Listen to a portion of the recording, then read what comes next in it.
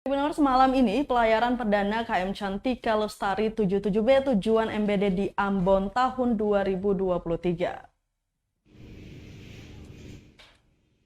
Kabar baik bagi pengguna jasa kapal cepat yang melayari antar kota kabupaten di Provinsi Maluku. Pasalnya sudah hampir 2 minggu kapal cepat milik PT Dharma Indah tujuan Maluku Barat Daya terus ditunda keberangkatan. Penundaan itu dikarenakan cuaca buruk dan gelombang tinggi di perairan Maluku dan sekitarnya.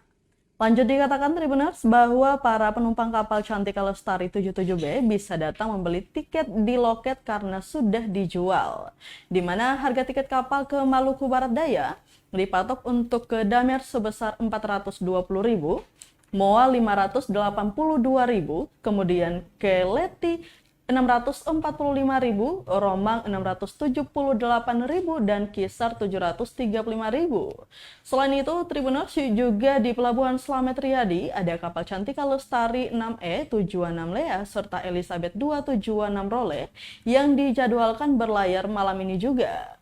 Dilansir dari data gelombang tinggi yang dikeluarkan BMKG Pusat Maritim per tanggal 9 Januari 2023 di Maluku, gelombang tinggi terjadi di area perairan dengan gelombang rendah 0,5 sampai 1,25 m, perairan Buru, perairan Ambon Lease, perairan Selatan Seram, Laut Banda Utara bagian barat, perairan Kai.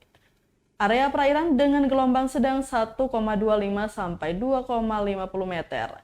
Laut Seram bagian timur, Laut Banda Utara bagian timur, Laut Banda Selatan bagian barat, Laut Banda Selatan bagian timur. Perairan Sermata Leti, perairan Babar, perairan Tanimbar, Laut Arafuru bagian barat, perairan Aru, Laut Arafuru bagian tengah.